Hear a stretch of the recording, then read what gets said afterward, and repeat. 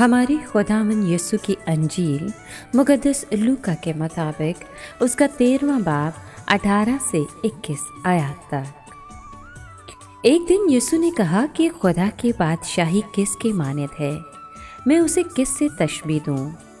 वो राई के दाने की मानद है जिसको एक आदमी ने लेकर अपने बाग में बोया। वो उगा और बड़ा पौधा हो गया और आसमान के परिंदों ने उसकी डालियों पर बसेरा किया। यीशु ने फिर एक बात और कही, मैं खुदा की बादशाही को किससे तशबीह दूँ। वो खमीर की मानद है जिसे एक औरत ने 3 पैमाना आटे में मिलाया, हत्ता के सब खमीर हो गया। पाक कलाम के पढ़े और सुने जाने पर खुदा की बरकत हो, खुदा का शुक्र हो। अज़ीज़ दोस्तों, आज के कलाम में हमने सुना कि मसीह यीशु ने आसमान की बादशाही को राई के दाने की मानद और खमीर की मानद कहा है।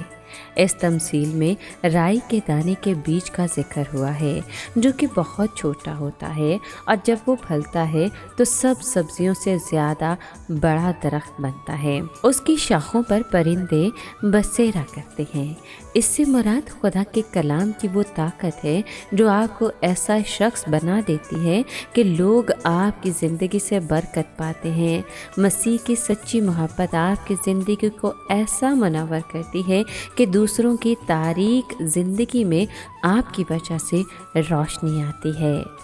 इसके बाद इसी कलाम में एक और तमसील पेश की जाती है कि आसमान की बादशाही उस खमीर की मानद है जिसे किसी औरत ने लेकर 3 पैमाना आटे में मिला दिया और होते हुए सब खमीर हो गया।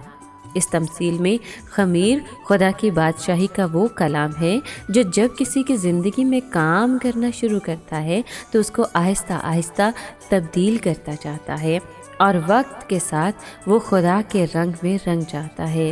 वो हर तरह की नाराज़गी, बदी, गुस्सा, फसाद, लड़ाई झगड़े और बदजुबानी बल्कि हर तरह के गुनाह से महफूज हो जाता है।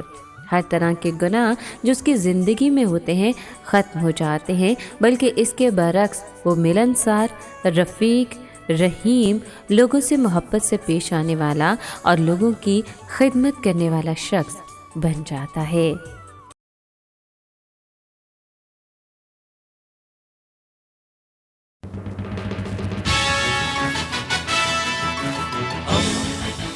दोस्ती का पैगंबर, रेडियो वेरितास एशिया।